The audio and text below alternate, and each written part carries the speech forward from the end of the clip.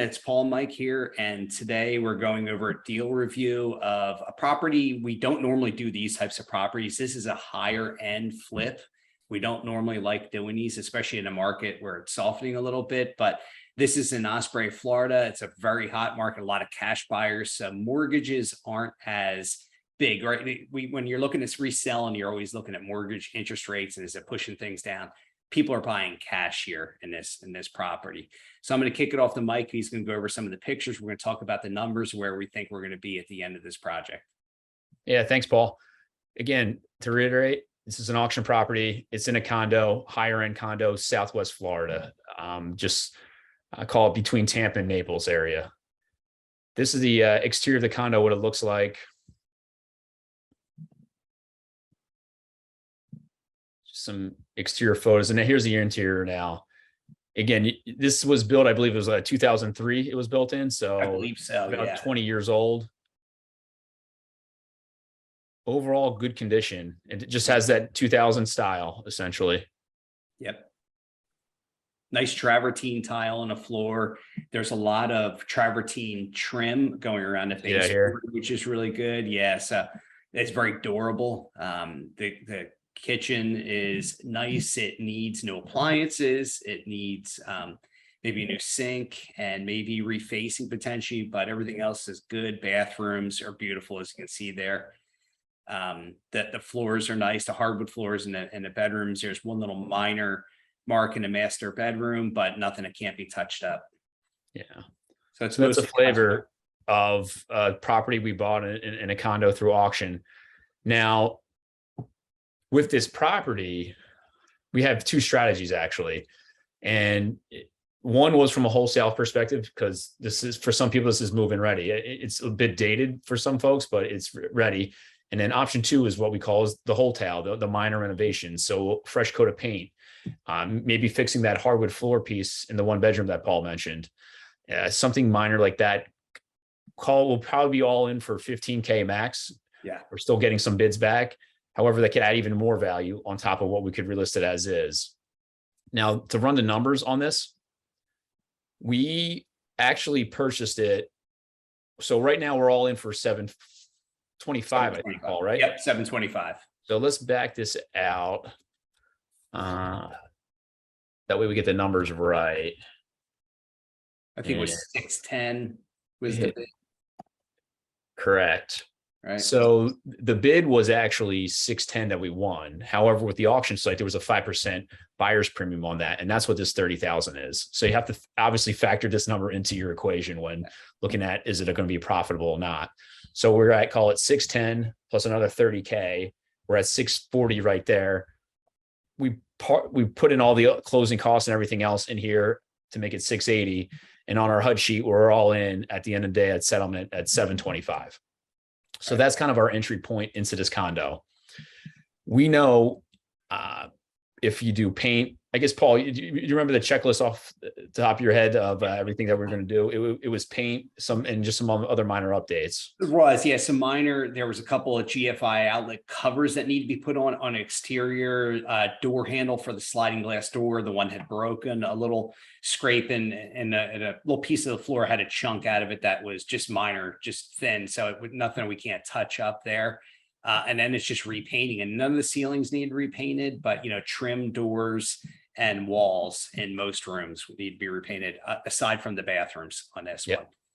And so that's pretty much the it. renovation actual estimates are coming back. We budgeted for 15 so far. We have some painting quotes under our estimate because the ceilings don't need it. So we're hoping to be even under this number, but let's just say we aren't, and we hit the 15.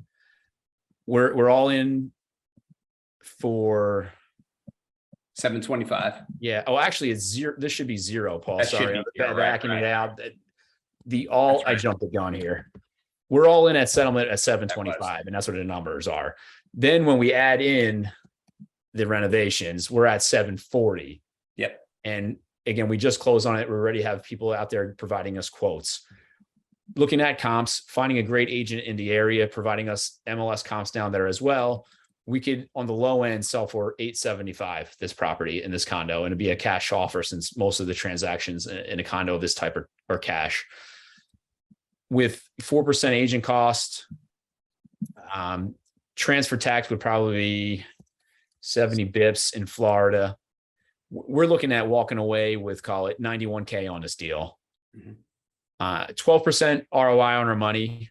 Now we have a mix of private lenders on this deal. So if you factor in 10% private lender fee, holding time of 4 months, we're going to net in somewhere around 67K on this property at the end of the day, if everything goes to plan here. So it's a deal that we always don't look at. However, we don't say no to certain criteria always, because if something kind of comes across our desk that looks potentially like a good deal, again, we run the numbers by each other. We talk to a local agent to verify, and we go from there once we have all the facts. And in this case, it's going to pay off.